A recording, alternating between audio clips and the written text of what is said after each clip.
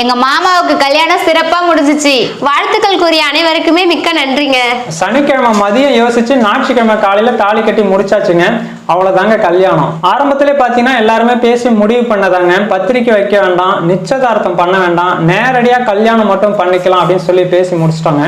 So அதனால எங்களுக்கு பெரிய டென்ஷன்லாம் கிடையாதுங்க. இந்த மாதிரி ஏன் பண்ணணும்னு பாத்தீங்கன்னா நிறைய மேரேஜ்ல நம்ம பார்த்தாச்சு, கல்யாணத்தால கடனாளி ஆனவங்க எத்தனையோ பேர் இருக்காங்க. ஸோ அந்த மாதிரிலாம் நம்ம பண்ண வேணாம், நம்மளுடைய குடும்ப சூழ்நிலைக்கு ஏற்ற மாதிரி நம்ம பண்ணிக்கலாம் அப்படின்னு சொல்லி முடிவு எடுக்கிறதாங்க. என்னோட லைஃப்லேயே பார்த்தீங்கன்னா எங்க 2 அக்காவுக்குமே ஒரே வருஷத்துல கல்யாணம் நடந்ததுங்க.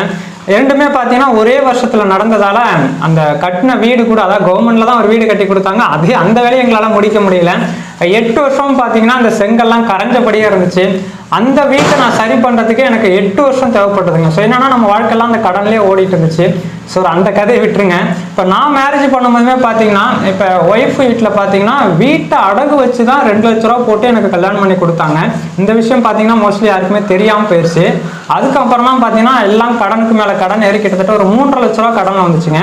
எல்லாரும் சேர்ந்து சம்பாதிச்சு தான் அந்த கடனை போன வருஷம் தான் அடைச்சு முடிச்சோம்.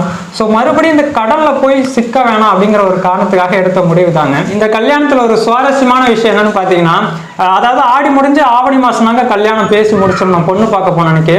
ஆனா பொண்ணோட அப்பாவுக்கு கொஞ்சம் உடல்நிலை குறைவால உடனடியா பண்ண வேண்டிய சூழ்நிலை. ஸோ அதனால மதியம் முடிவு பண்ணி மறுநாள் காலையில பண்ண வேண்டிய ஒரு சூழ்நிலை. என்ன நடந்துச்சுன்னு பார்த்தீங்கன்னா, கல்யாணம் இன்னும் 1.5 மாசம் இருக்குதுன்னு சொல்லிட்டு எல்லாருமே கொஞ்சம் அசால்ட்டாக விட்டுட்டாங்க. திடீர்னு பார்த்தீங்கன்னா கல்யாணம் வச்சதால அந்த பண பிரச்சனை தான் பெரிய பிரச்சனையாக இருந்துச்சு.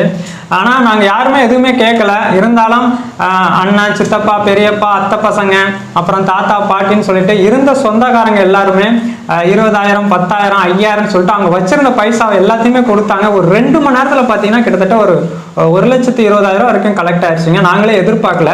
ஏன்னா எல்லாருமே வந்து செய்வனை செய்யறதுக்காக வச்சிருந்த பணம் தான். நீங்க எந்த செய்வனையும் செய்ய வேணாம் நாங்க சொன்னதால அந்த பணத்தை அப்படியே கொடுத்தாங்க.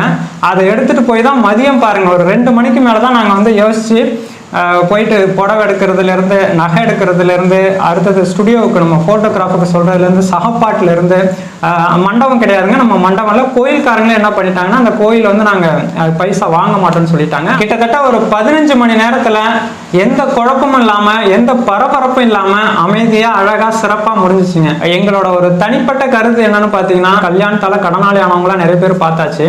எங்களுக்கு இந்த தலைமுறைக்கு வந்து இந்த மாதிரி கல்யாணத்துக்கு ஒரு செலவு பண்ணிட்டு அடுத்தது வீடு கட்டணும், அடிப்படை வசதிகளை உருவாக்கணும்னு சொல்லிட்டு இதுலயே நம்மளுடைய வாழ்க்கையை வந்து மூழ்கி போயிருதுங்க. கல்யாணம் பண்றதுக்காக கடனை வாங்கி கஷ்டப்படுறதை விட அங்க சேர்த்து வச்சிருந்த கொஞ்சம் பைசா வச்சு வாழ்க்கை நல்லபடியா வாழ்ந்து காட்டலாம், ஒரு தொழில் தொடங்கலாம், இல்ல நம்ம பொருளாதாரத்தை முன்னேற்றுவதற்கான ஏதாவது ஒரு அடிப்படை வசதிகளை உருவாக்கி வைக்கலாம். ஸோ அதற்கான ஒரு சின்ன முயற்சி தாங்க. ஒவ்வொரு கல்யாணத்திலும் பார்த்தீங்கன்னா ஒரு 2 பேர் குழப்பி விட்டுட்டே இருப்பாங்க. வீட்டுக்கு ஏதோ இப்போ என்னோட ஒய்ஃபுக்கு அதான் சொன்னாங்க, வீட்டுக்கு ஒரே போட்ட பிள்ளை தான் இருக்கு, அதனால ஆடம்பரமா பண்ணணும், வீட்டுக்கு ஒரு பையன் தான் இருக்காங்க அதனால கிராண்டா பண்ணணும். இந்த மாதிரி ஒரு விஷயத்துல போய் தாங்க நம்ம கடன் வாங்கி மாட்டிக்கிறோம். ஸோ பொண்ணு வீட்டுக்கும் மாப்பிள்ளை வீட்டுக்கும் ஒத்துக்கிட்டா சிறப்பாகவே ரொம்ப சிம்பிளாகவே முடிச்சுட்டு போயிடலாங்க. கரெக்டா சொல்லணும்னா ஒரு கல்யாணம் பார்த்தீங்கன்னா நம்ம பத்திரிக்கை வைக்கணும், மண்டபம் பார்க்கணும், பத்திரிக்கை வைக்கிறதுக்கு அலையணும், ரேடியோ செட்டு காட்டணும், சாப்பாடு விஷயங்கள் பார்க்கணும். கிட்டத்தட்ட இந்த ப்ராசஸ் பார்த்தீங்கன்னா ஒரு 1.5 மாசத்துக்கு வந்து பெரிய ப்ரெஷரை கொடுக்குங்க. நம்ம பழமொழியாவே சொல்லியிருக்கோம், ஒரு வீடை கட்டிப்பாரு கல்யாணம் பண்ணி பாருங்கிறது. ஸோ அதை நம்ம இன்னும் அப்படியே சுமந்துட்டு இருக்கிறத விட கொஞ்சம் அதை மாற்றி யோசிச்சா என்ன அப்படிங்கிறது தாங்க, வேற ஒன்றும் கிடையாது. அந்த 1.5 மாச ப்ரெஷர் இல்லாம ஒரே நாள முடிவு பண்ணி எல்லாத்தையும் ரொம்ப அழகா பண்ணி முடிச்சிட்டாங்க. எங்க குடும்பத்தை பத்தி நாங்க சொல்லி ஆகணுங்க. இப்போ கேமரா கூட பாருங்க, கேமரா பிடிக்கிறவங்க தான் நேற்று கல்யாணம் நடந்துச்சு. அவர் தான் எடிட்டர், கேமராமேன் எல்லாமே பார்த்தீங்கன்னா ஒய்ஃபோட அண்ணன் தான். ஸோ இப்போ நாங்கள் 3 பேரும் மாற்றி தான் கேமரா பிடிக்க வேண்டியிருக்கு. ஸோ என்னன்னா எங்களோட குடும்ப சூழ்நிலை அப்படிதாங்க, எங்களுக்குள்ளேயே நாங்கள் எல்லாத்தையும் பண்ணிக்க பார்க்குறோம். கம்பெனிலையுமே பார்த்தீங்கன்னா எங்களுடைய ரிலேட்டிவ் மட்டும் தான் நாங்கள் ஒர்க் பண்ணிட்டு இருக்கோம். ஏன்னா எங்களுடைய பொருளாதாரத்தை, எங்களுடைய வம்சத்தை கொஞ்சமாவது நாங்கள் உயர்த்தி மேலே கொண்டு போகணும் அப்படிங்கிறதுக்கான ஒரு முயற்சி தாங்க. ஓப்பனா சொல்லணும்னா, இந்த இப்போ பாப்பா இருக்குன்னா பாப்பாவுக்கு அம்மா கிடையாது, இப்போ ஒய்ஃபுக்கும் அவங்க யாருக்குமே பார்த்தீங்கன்னா அவங்களுக்கு அம்மா கிடையாது, எனக்கு அப்பா கிடையாது. ஸோ இந்த மாதிரி ஒரு சூழ்நிலை தான் நாங்கள் வளர்ந்துருக்கோம். அதனால எங்களுடைய வாழ்க்கையை நாங்கள் தான் மேலே கொண்டு வந்து பண்ணி ஆகணும், வேற வழி கிடையாது. அதற்காக தான் சில விஷயங்கள்லாம் நாங்கள் இழுத்து பிடிச்சி ஓட வேண்டியிருக்குங்க. இந்த வீடியோ எதுக்குன்னு பார்த்தீங்கன்னா, எங்களை நேசிக்கிற உங்களுக்காக தாங்க.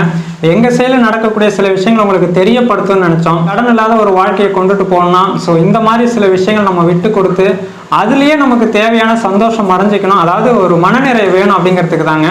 நாங்களுமே பார்த்தீங்கன்னா தேவையில்லாத செலவுகளும் பெருசாக பண்ணுறதில்ல. வருஷத்தில் ஒரு முறை வந்து டூர் போயிட்டு வருவோம். டூர் போயிட்டு வரணும், அதுவும் ஃபேமிலி எல்லாம் சேர்ந்து எல்லாரும் ஒரு 500 1000 பைசா போட்டுட்டு தான் பையனோட பர்த்டேவுக்கு நாங்கள் வந்து போயிட்டு வரோம். பேசின எல்லாமே பார்த்தீங்கன்னா எங்களுடைய தனிப்பட்ட கருத்து தாங்க. ஸோ இது வரைக்கும் வீடியோ பார்த்த அனைவருக்குமே ரொம்ப ரொம்ப ரொம்ப நன்றிங்க.